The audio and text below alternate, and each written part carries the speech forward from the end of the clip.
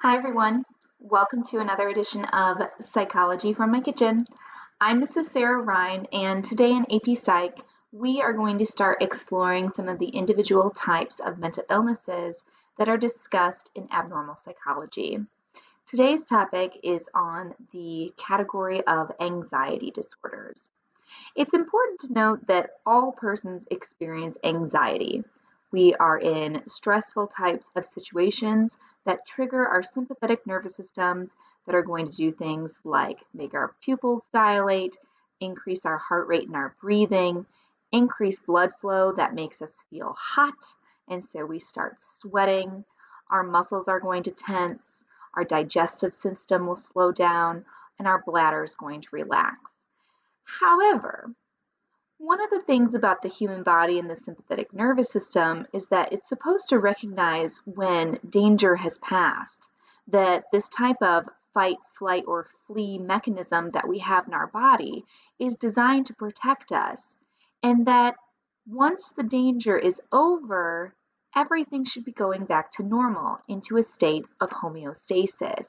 And it is the role of the parasympathetic nervous system to put everything back the way that it was in our bodies, and so that we can be in more of a resting state. However, in individuals who experience anxiety disorders, there is a mismatch in the interplay with the sympathetic and the parasympathetic nervous system. The body is in overdrive with its sympathetic nervous system and is reacting in situations that are not in fact dangerous, but the body has sensed that they are. And so this is creating deviant, distressful, dysfunctional behavior patterns that is not only making the person experience mental illness, but their body is going to be experiencing physical types of illnesses that's going to create things like premature death as they are wearing out the muscles of their body because of that sympathetic nervous system. So today we're looking at some of the more specific types of anxiety disorders that we're going to find in this category. The first is known as generalized anxiety disorder, or it's sometimes known by its abbreviation of GAD, G-A-D. In generalized anxiety disorder, you have a person who is experiencing the heightened sense of the sympathetic nervous system for a significant proportion of their day. They're experiencing excessive anxiety and worry. They have difficulty being able to relax. They feel very restless. However, they're exhausted. They have a lot of fatigue. It's difficult for this person to concentrate, and they're often very irritable. This is someone who, because their sympathetic nervous system is in overdrive, they have to reteach their body to calm down. And that is so much easier said than done. And that is why someone who's experiencing generalized anxiety disorder may benefit very greatly from various types of treatment options that are available to help them.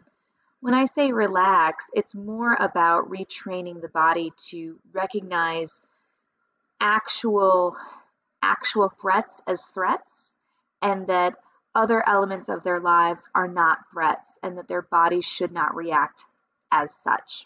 But like I said, way more difficult said than done, or the other way around, easier said than done, excuse me. My next type of anxiety disorder category is something known as panic disorder. And the marked difference in panic disorder is that you have somebody who's going to be experiencing panic attacks.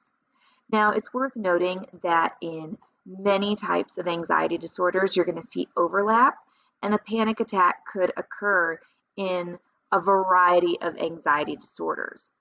But in panic disorder specifically, this is somebody who is having recurrent panic attacks, likely with no specific trigger.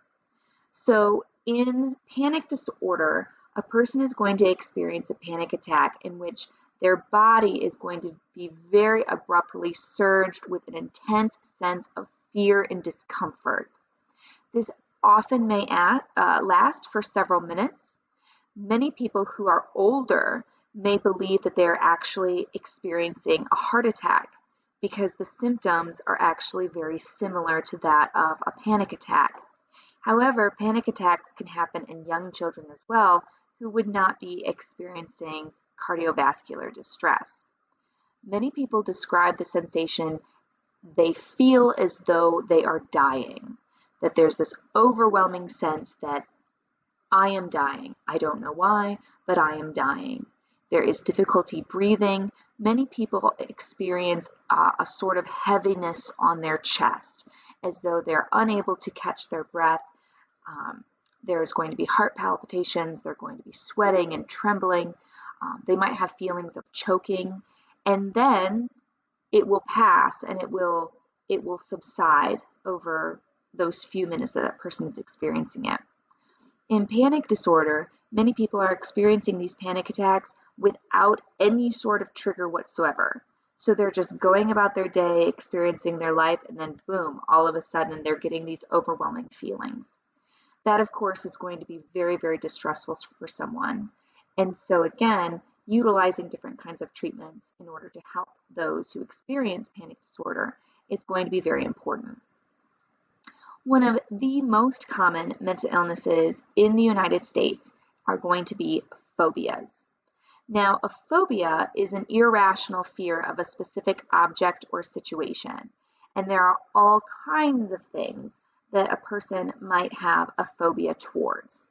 It's pretty normal for human beings to have fears, fearing snakes and spiders and things like that those are actually very, very common. However, a phobia is going to take that fear to the next level. So I might feel uncomfortable around snakes and spiders, but it doesn't really impact my overall everyday life. And so I probably don't have a phobia for a snake or spider. This is also different when a person has a very specific reason why they have this significant fear, that there's some sort of childhood event or something like that that caused a lot of distress, and now that person is going to avoid that situation. That may or may not be considered a phobia. The big difference, of course, in phobias is that it's preventing a person from doing the things in their everyday lives. One of the more significant kinds of phobias that people often experience are going to be things like a fear of closed spaces, as well as heights, that for many individuals, even if you have this fear of closed spaces or heights, our modern everyday living forces us to be put in situations in which a person is going to be in an enclosed space or be really high up in the air. And that could, in fact, prevent them from doing the things that they need to do. For example, flying in an airplane. And while if you're a high school teacher, you probably don't have a whole lot of flying in an airplane needed for your job.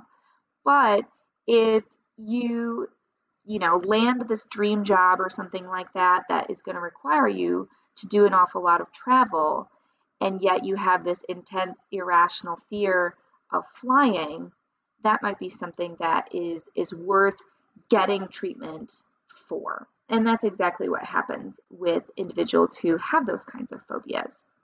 I'm going to skip down just a little bit further on my table here and talk about one of the more significant types of phobias, and that is something known as agoraphobia.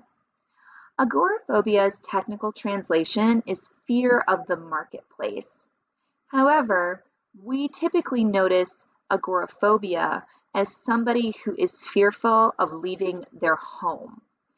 This can be something that's really significant, where it's the being in crowds, being in open places, open spaces, and so this person is going to cope by keeping themselves to their homes. Now, something about the pandemic, of course, is that we have a whole lot of our lives that can be lived in our homes. There are plenty of jobs that can be done remotely from a computer, that you can have virtually anything delivered to your house today, thanks to things like Amazon and Target and Walmart and Costco and Meijer and all those kinds of places. And so that actually significantly helps a person who, otherwise would be significantly dependent on others to bring things to them.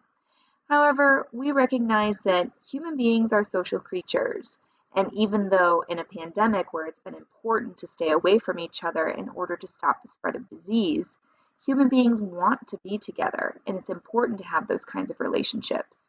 And persons who experience agoraphobia may find themselves missing out on a whole lot of stuff from their lives that they would really want to be a part of.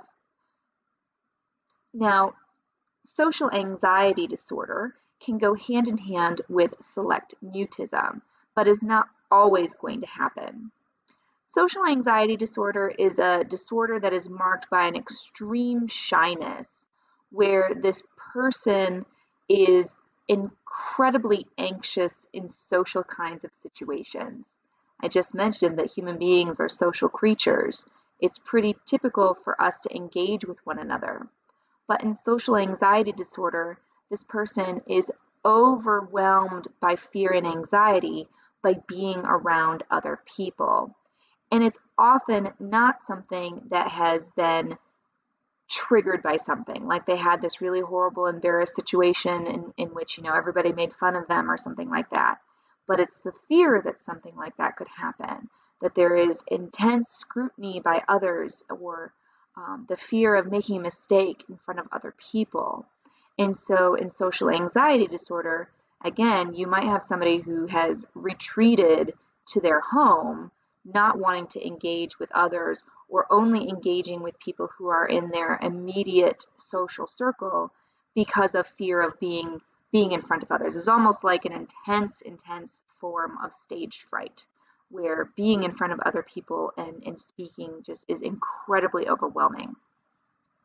Now, selective mutism, on the other hand, is going to be a situation in which a person literally cannot speak in social situations.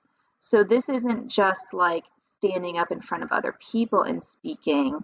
This might be being out in public and not being able to speak to a cashier, or not being able to speak to your teacher or to a classmate, that your overwhelming feeling of fearing and anxiety is preventing you from being able to speak. Selective mutism is actually something that is fairly common in children, and that as far as anxiety disorders go, that's one of the more common ones that we see in children, that they need significant amounts of therapy in order to start feeling more comfortable being able to speak to others who aren't necessarily their family members, that sort of a thing. So we're going to stop there for today. In our next video, we're going to start exploring obsessive compulsive disorder. Until then, thank you for joining me.